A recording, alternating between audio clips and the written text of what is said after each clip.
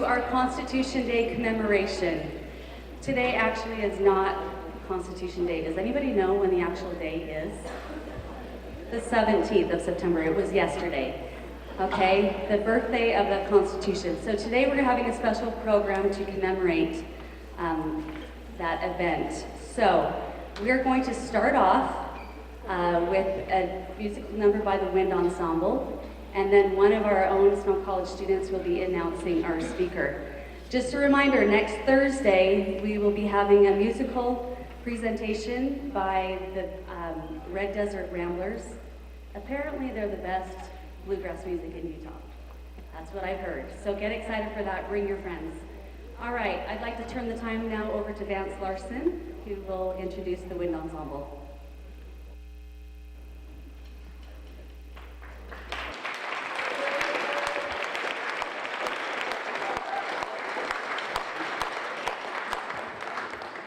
We thought it would be appropriate today to open with something that pertains to the topic of discussion today, so we're going to play Carmen Dragon's arrangement of America the Beautiful.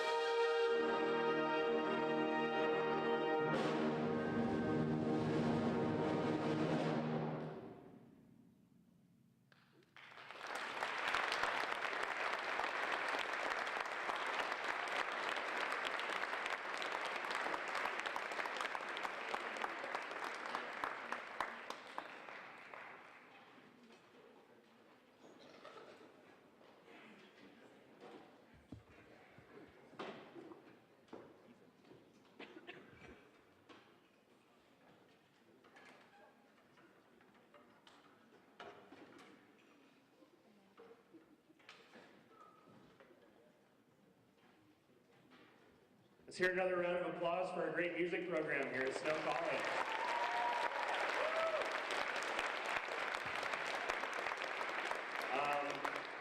For those of you who don't know me, my name is Morgan Aldis. I may have harassed you by the bell tower yesterday handing out free copies of the Constitution. And there's a reason for that. I am the president of Young Americans for Liberty here at Snow College. And if you like what you hear today, if you want to get more information on how you can get involved in the constitutional movement, we invite you to come to our meeting tonight at 8 o'clock on the third floor of the library. It's also my privilege to introduce today's speaker. Gene Scher is a constitutional lawyer who currently serves as Special Assistant to the Utah Attorney General. Prior to this position, he was the chair of the appellate law practice at Winston & Strawn in Washington, D.C., where he was recognized in such publications as Best Lawyers in Washington, D.C., D.C. Super Lawyers, and Best Lawyers in America. Mr. Scher began his law practice in 1987 following clerkships on the U.S. Supreme Court. He graduated from Yale Law School, where he was senior editor of the Yale Law Journal. From 1991 to 1993, he served in the White House as associate counsel to President George H.W. Bush. Mr. Scher's son, Danny Scher, is a student here at Snow College. So please join me in giving a warm welcome to Mr. Gene Scher.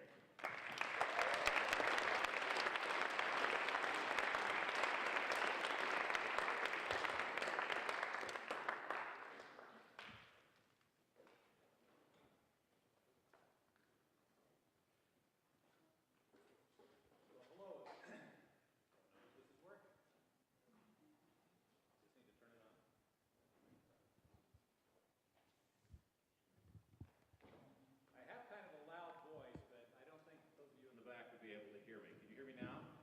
Okay, good. Well, I can hear you a little bit, but I can't see any of you. Thank you for that wonderful musical number. What a wonderful wind ensemble, and what a terrific arrangement of that really pretty song. So thank you to the wind ensemble for that. I'm pleased to be here today among you Badgers, and I'm especially proud to have a son who has chosen to be a Badger and who also has a lot of ancestors who live right here in the San Pete Valley. I never lived here. I was actually born in Kanab, Utah, a little bit to the south, and grew up partly in Salt Lake City, and then went to college at a large university up the road. So I'm just getting to know Snow College, and I'm very impressed so far, and certainly impressed with the students and the faculty that I've met. Let's see if I can get my slideshow up here. Sorry, I'm not very good with technology, so I have to figure out how to turn this thing on.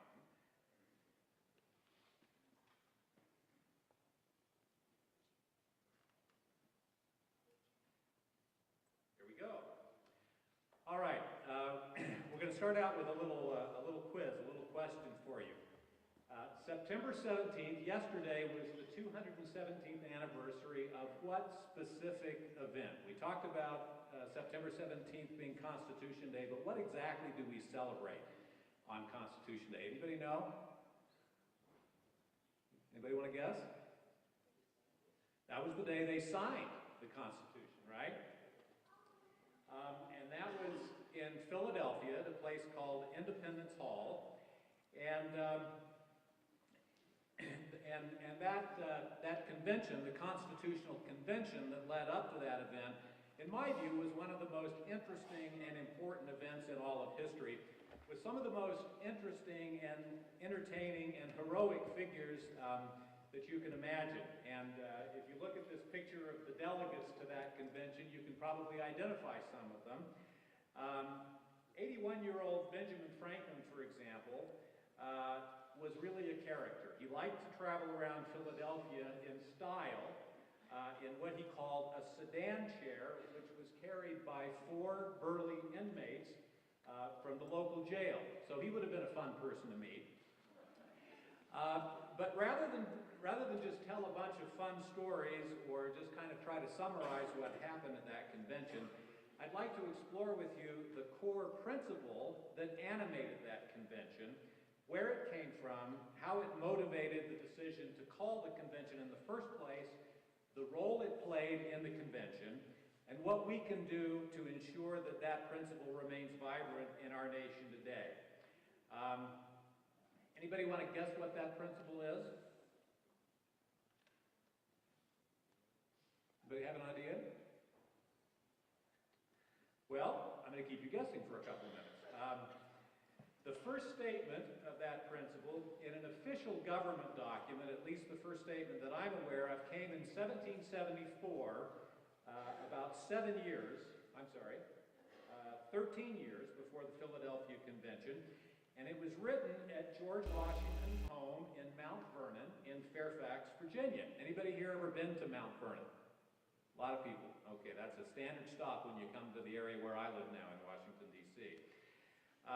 The document was written by what I like to call the two Virginia Georges, George Washington and George Mason, who's shown over here on the right. And Mason lived just down the Potomac River from George Washington on a plantation called Gunston Hall. And that's a favorite place of mine because Gunston Hall and Mount Vernon are separated by a river called the Pohick River and by a bay called the Pohick Bay that just juts off of the Potomac River. And that happens to be a place where I like to go water skiing with my kids, and because we're Pohicks, right? So although Mason was about 7 years older than George Washington, the two had been friends for a long, long time, and together they wrote a document called the Fairfax Resolves, which were adopted by the Fairfax County Council. Now, at that time in our nation's history, tensions were running high between the 13 colonies and Great Britain because of increasing taxes and other restrictions that Great Britain had been imposing on the American colonies. And Washington and Mason were concerned about the effects of those measures, not just in Virginia, but in all 13 of the colonies, especially in Massachusetts, where the British had been especially harsh.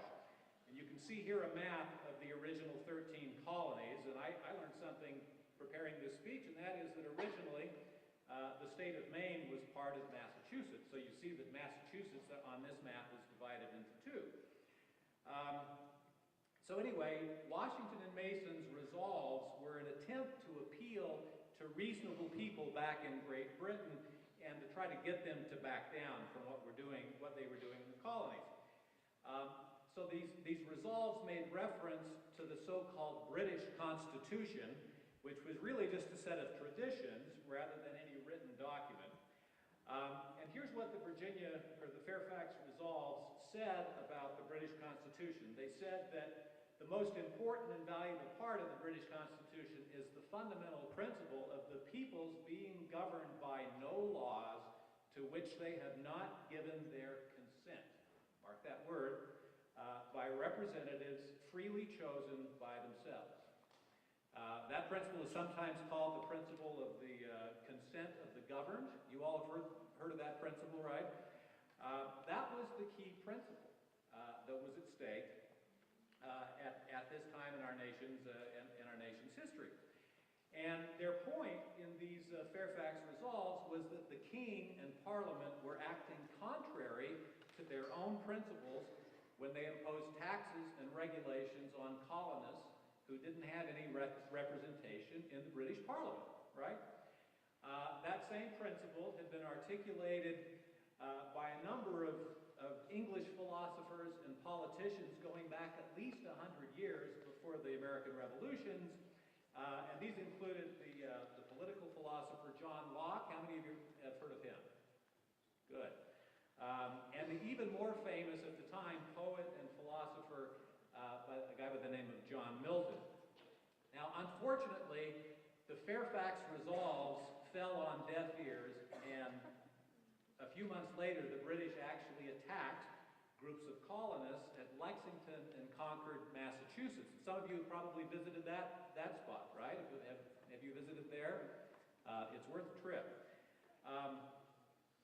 And so the British attacked, and then a year later, and there was kind of a low-grade war going on for a number of months after that. And then a year later, with Washington, everybody realized at this point that there was going to be a war. So Washington was out organizing the army that was going to fight the British. George Mason, at that same time, was down in Williamsburg, Virginia, working with a group of Virginia delegates on a new constitution for Virginia. And that was part of their decision that they were going to break away from Great Britain, as they all decided to write their own constitutions. Some of you have probably been to Williamsburg, right? If you've made the trip to D.C., it's not too far away, about 150 miles to the south.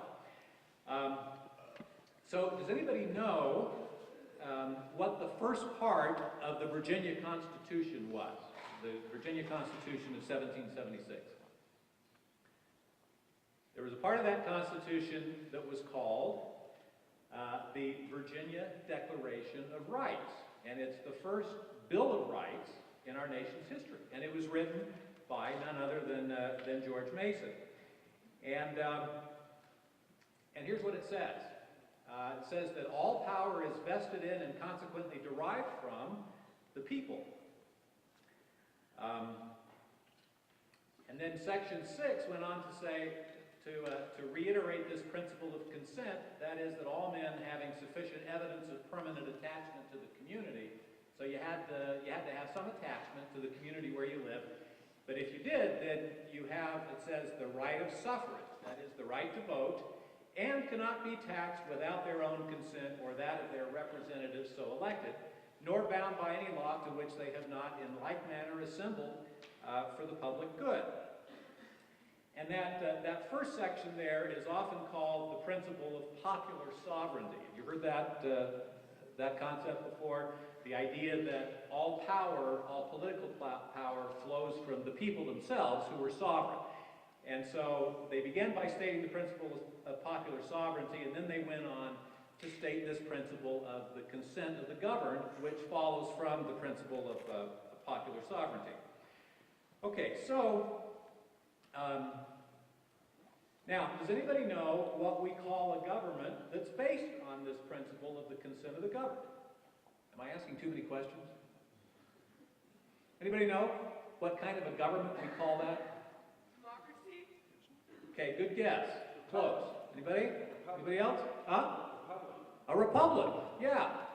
And that word comes from two Latin words, res and publica, which literally means a thing of the people. Okay? So that's what a republic is. It's a government that's based on the principle of the consent of the governed. Now, during this period of our history, it wasn't just Virginia that crafted a constitution that created a republic. They created, the Virginia Constitution created a republic just for the state of Virginia. But during this same time, in fact, going back more than 150 years, there had been one state, Connecticut, that had actually crafted a Republican Constitution way back in 1639, and it was called the Fundamental Orders of Connecticut. But during the Revolutionary period, a lot of other states created their own Republican constitutions. New Hampshire, South Carolina, and then they had already done that before Virginia's, and then Virginia did its constitution on June 29th of 1776, and then came New Jersey on July 2nd of 1776. So by the time the Revolutionary War began, there were already 5 states that had their own Republican constitutions. So at the time that the Virginia Constitution Convention was going on in Williamsburg, the Second Continental Congress was meeting at the same Philadelphia State House where the Constitutional Convention would ultimately meet. And you can see, from this picture, you can see Thomas Jefferson there, who's kind of the tall red-headed guy in the middle, and you can see John Adams, who's to his right, who's a little shorter and a little pudgier. So they and a bunch of other framers were in Philadelphia on July 4th of 1776 when something important happened. What was that? They issued their own really important document called Declaration of Independence. Got a lot of people who know that.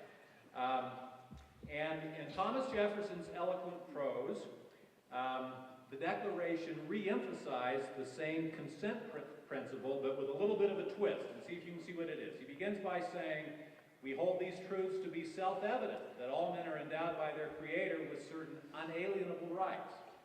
Okay, so he said the right to control one's government is an unalienable right that comes from God. That to secure these rights, governments are instituted among men, and then here's the key phrase, deriving their just powers from the consent of the governed. So what's the new idea there that was a little bit of an innovation compared to what the Virginia delegation had done? It's the concept that in order for the use of a government power to be just, it has to be with the consent of the governed. Okay, so this consent principle is not just, in their view, is not just kind of a good idea, it's not just a prudent thing to do, it's required for a moral government, at least as they saw the world. Okay? Any exercise of government power that was not based on the consent of the governed, in their view, would be what they called a usurpation. Have you heard that word before? Okay. And that was exactly what they accused King George and the British Parliament of doing. In charge after charge in the Declaration of Independence, they outlined all of the ways in which they felt the King and Parliament were usurping the natural rights of the colonists to govern themselves. And so that, according to the Declaration, it was based on that principle that they were willing to go to war, and why they were also willing, as the Declaration put it, to pledge their lives, their fortunes, and their sacred honor to the cause of independence. And we know that a number of them, in fact, were called upon to sacrifice a lot of those things during the Revolutionary War. So this consent principle was the keystone of the Declaration of Independence, as well as the revolution that came after. Okay, as you know, it took the colonists a pretty long time, about 5 years after the Declaration, to actually win the War of Independence. And interestingly, it was during that time that all of the remaining colonies adopted their own separate constitutions. And guess what? Every single one of them was a Republican constitution, one that was expressly based on the consent of the governed and the idea that the people are sovereign.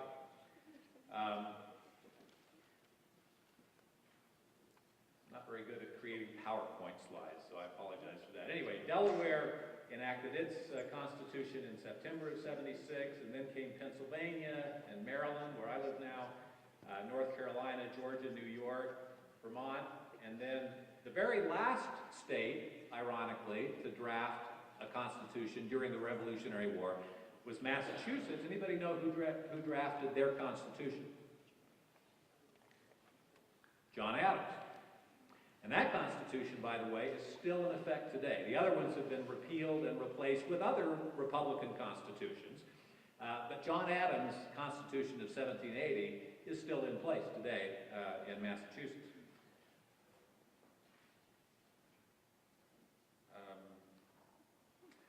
Okay.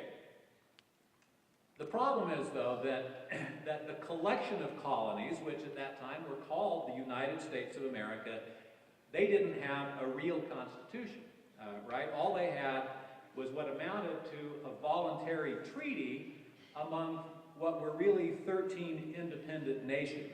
Each one of those colonies was effectively an independent nation with their own constitution, their own government. This treaty between them was called the Articles of Confederation, and there's a picture of the first page of it there. Now, the Articles did provide for a Congress, but the members of the Congress represented the states. They didn't represent the people living in those states. And the federal government under the Confederation had no president, had no court system. In fact, as the commander-in-chief, Washington wasn't an official of the federal government. He was just an employee of the Congress. And even worse, although the Confederation had the ability to impose levies or taxes on the states for the conduct of the war, it didn't have any power to enforce those levies or to collect any taxes in its own right. And so, as a result, Washington's army during the Revolution often found itself without necessary food and clothing, much less weapons. As you can see from this painting of some of Washington's men at Valley Forge. So the weakness of the Confederation was a big reason that the Continental Army, as it was called, suffered so much during the Revolutionary War. But still, despite all of their challenges, in the fall of 1781 at Yorktown, Virginia, which is just a few miles from Williamsburg, the Americans who were aided by the French forced a surrender by the British Army and the Navy. And given the power of the British military, which at that time was the most powerful army and navy the world had ever seen, it was truly a miracle that this ragtag band of soldiers, led by a guy who wasn't even an official of any country, and with officers who weren't officials of any country, it was just amazing that that group could actually defeat the British Army and their navy. Anyway, though, after the war, the U.S. government, under the Articles of Confederation, proved even less effective in peacetime. Okay, we already talked about their inability to raise taxes, so they had no money to pay anybody unless the states voluntarily chipped in. But they also had no ability, and we talked about these. They had no ability to create the organs of a national economy, like a central bank and a series of commercial regulations, and uniform tariffs on imports and exports. And they had no ability to resolve disputes among the states, and the states fought with each other from time to time, and they had no ability to resolve disputes between citizens of one state and citizens of another state. As a result, from an economic perspective, all heck broke loose after the war was over. Okay? For example, some states would respond to the political pressure from their citizens, and so, obviously all states would respond to political pressure, but states who had a lot of farmers who were in debt, they would just print their own money, and then they would devalue it compared to other currencies, and then they would pass laws requiring that all debts could be paid with this devalued currency that they had created. Okay, so that was a huge problem. And imagine if you're a banker in Philadelphia and you've loaned a boatload of money to farmers out in New York, believing that you would be fairly repaid. And the legislature of New York passes a law like this, and so suddenly these loans that you've made to these New York farmers are worth like 10% of the money that you actually loaned to them. Do you think you're going to loan more money to farmers in New York, or anybody else in New York for that matter? And in a similar way, the few states who had good ports, like Pennsylvania, and New York had a good port, those states would impose tariffs on all the goods going into or out of their ports, and thereby they would enrich their own treasuries at the expense of all the people in the surrounding states who depended on those ports for importing and exporting goods from Europe or other places. And so, from an economic and a political perspective, the United States of America was a bit like Rasputin in one of my favorite Disney movies, Anastasia. Do you remember Rasputin? Here's a picture of him. The country was falling apart. And you remember that scene from Anastasia where Rasputin's eye falls out, and then his hand falls out, and all of that, and he says, "I'm falling apart." Well, that's what was happening in the United States. And so, as a result, like most other Americans, George Washington was mortified. And so, once again, he and George Mason stepped in. And so, in 1785, the Virginia and the Maryland legislatures had appointed commissioners to resolve a dispute between those two states over the use of the Potomac River. The meeting had been scheduled for Alexandria, Virginia, just upriver from Mount Vernon. But Washington invited all the commissioners to meet at his home in Mount Vernon, where they would be more comfortable and where they wouldn't have to pay for a hotel. Now, ironically, not enough of these commissioners showed up to actually conduct any official business. But Washington, working with Madison in the Virginia legislature, used this meeting as a springboard for a broader convention of all the states that would discuss more general commercial matters. So that was the Virginia-Maryland Conference of 1785 at George Washington's home. Now this broader convention was slated for Annapolis, Maryland in September of 1786, and I believe that meeting, I'm not certain of this, but I believe that meeting was held in the relatively new, at that point, Annapolis State House, which had been completed in 1772, and that still serves as the home of the Maryland legislature where I live, and which my wife is actually running for right now. On the surface, the Annapolis Convention was also a failure. Okay? There were only 3 states that had enough people there to make up a quorum, and you couldn't vote in these conventions unless you had a majority of your delegates attend. Okay? So there were only 3 states who had enough delegates to actually vote on anything, and there were only 6 states that had even sent any delegates to this convention. But despite that failure, it was also a great success in that it provided an opportunity for the people from those 6 states, all of whom understood the need for a stronger national government, to map out a strategy for selling that idea to additional states. And that's what Madison and Alexander Hamilton and several other people did over the 3 days that they spent together there. Washington was not there because they were worried that it would be a failure, and they didn't want to dilute his prestige by having him show up to something that was a failure, but he was obviously behind it and encouraging it. So at the end of that so-called failed convention, the delegates there issued another invitation to all the states to send delegates to Philadelphia the following May to do what they said would be devising further provisions to supplement the Articles of Confederation. They didn't say they were going to replace it. They just said there were some tweaks that needed to be made to it, some additional provisions. So that's what they said they were going to do.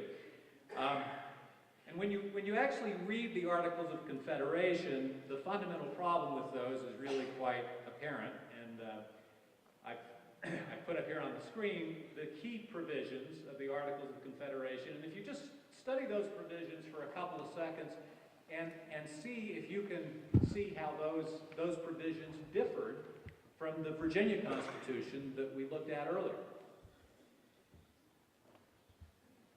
What differences do you see?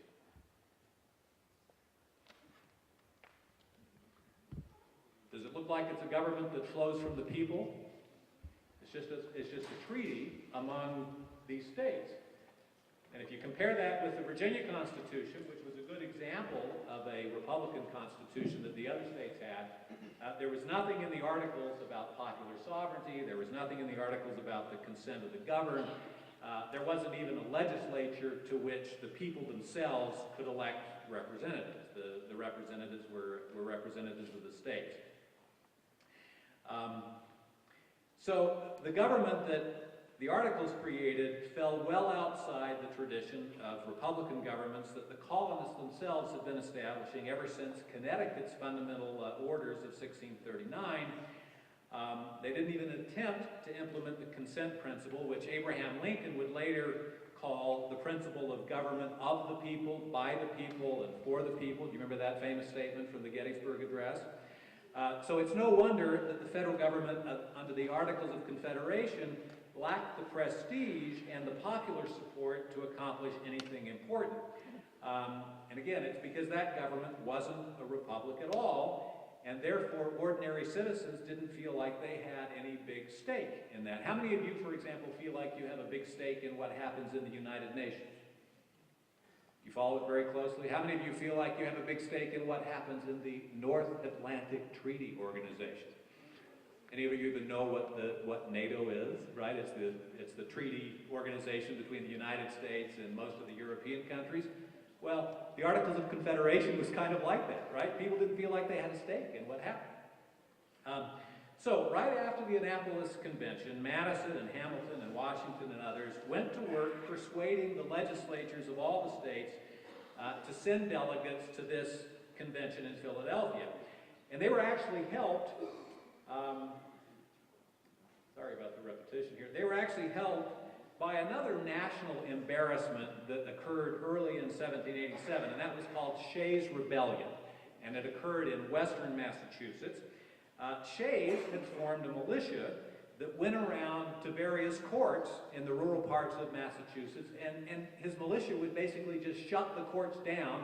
And why did he want to do that? Because these courts were foreclosing on farmers' property. Okay, the farmers had mortgages to out-of-state bankers, and Shays thought, well, I know how to solve this. We'll just shut down the courts so that these out-of-state bankers can't foreclose on our properties. And Massachusetts sent troops to try to quell this rebellion, and they didn't send enough, and there was a big fight, and there were a few people who actually got killed as a result of it, but it was big news, and it was a huge embarrassment, not just to the state of Massachusetts, but to the federal government, because the federal government had no ability to do anything about that. The Continental Army had been disbanded. They didn't have a national police force. They didn't even have something like the National Guard that the federal government could call out to deal with a situation like that. And that sent shockwaves throughout all the 13 colonies, and made them think, maybe we really do need a stronger national government than we've got right now. So Shays' Rebellion highlighted the weakness of the whole American political system, and that was indeed one of the main reasons why just about all the states, 12 of the 13 states, actually sent delegates to the Philadelphia Convention. So let's talk about that for a minute. There's another picture of Independence Hall, or the Philadelphia State House.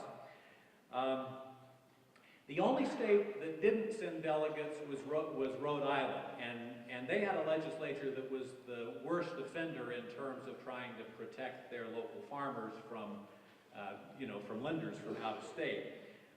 So they didn't want anything to do with a new, more powerful central government, but everybody else sent delegates, and that convention officially began on May 25th, 1787. And it was an extraordinary group of 55 men. Unfortunately, no women. I'm sure they would have done better if they had had some women there, but it was 55 men, and they were well educated.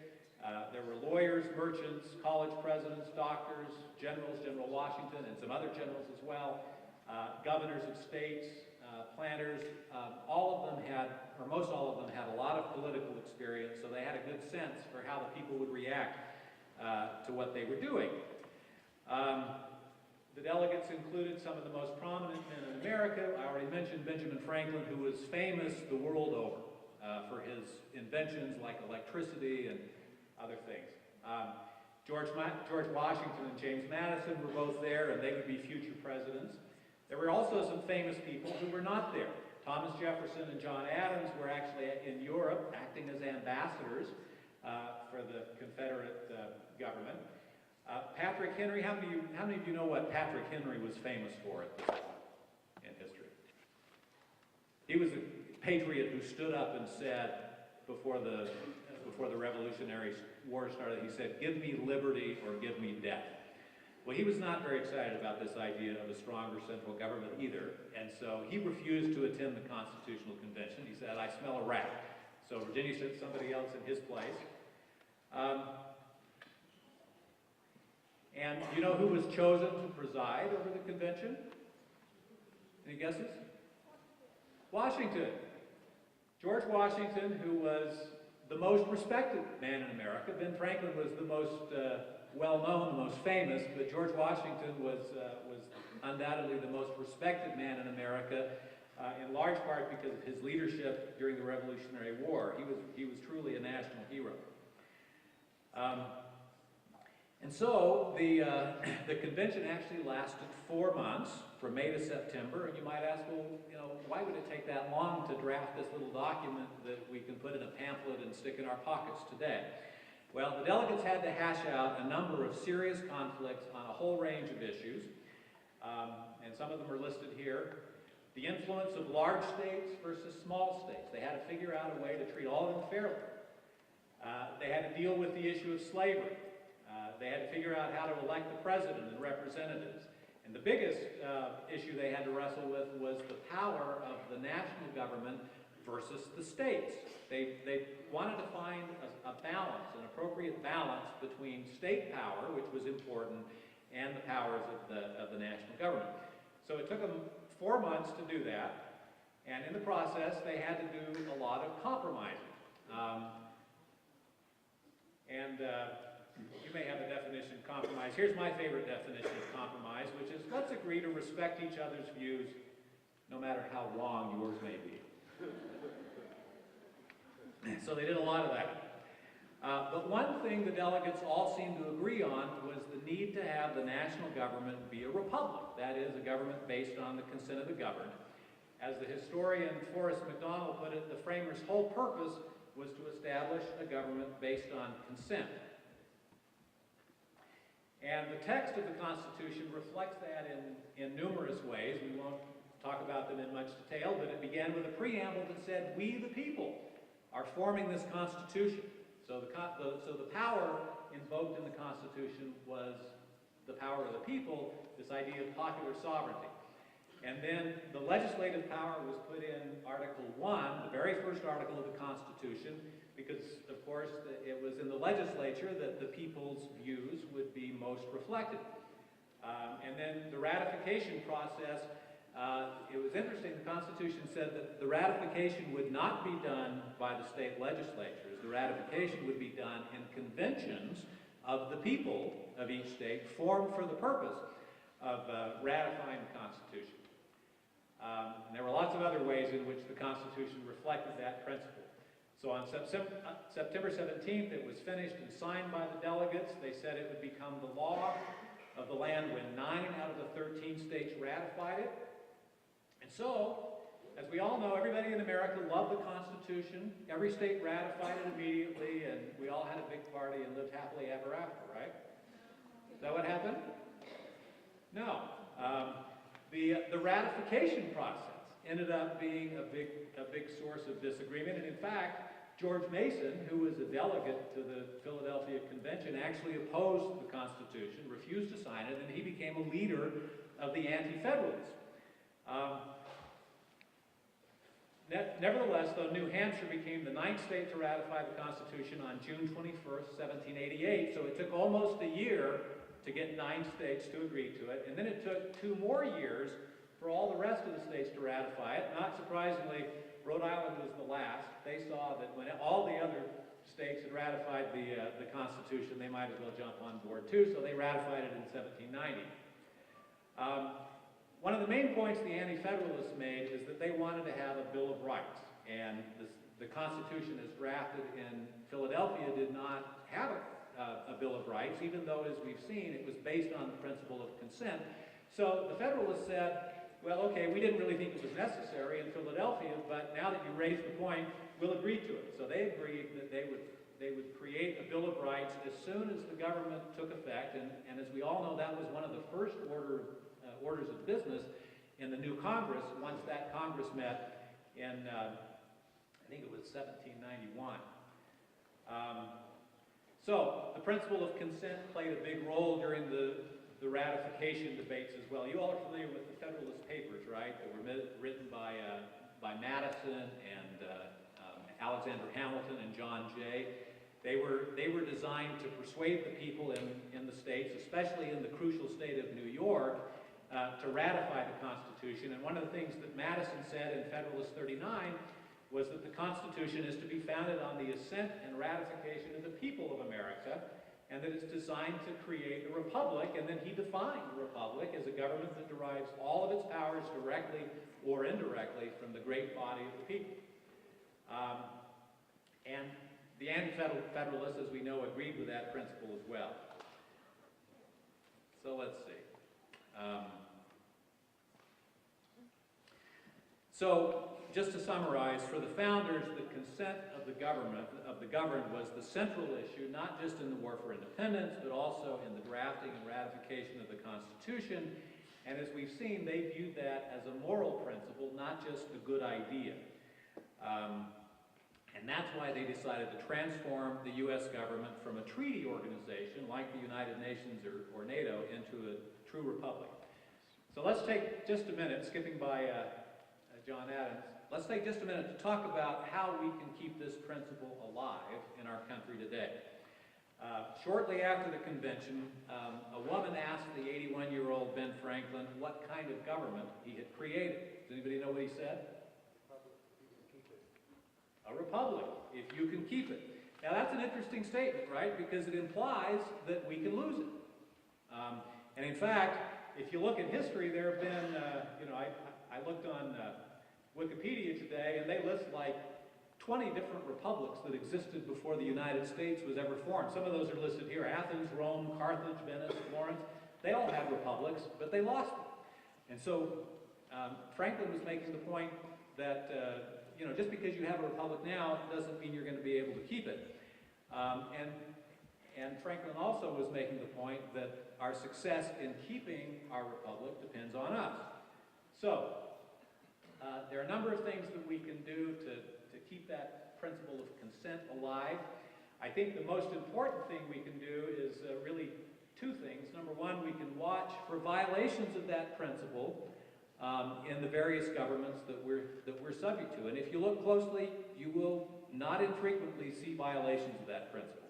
So watch for it and call them out. And the second most important thing we can do is to vote for people who will respect that fundamental principle of consent. So with that, let me ask you if you have any questions for me. Can we define two terms? Sure. Democracy, two wolves having a discussion with one lamb on what's for lunch. And democracy is spoken so many times from D.C.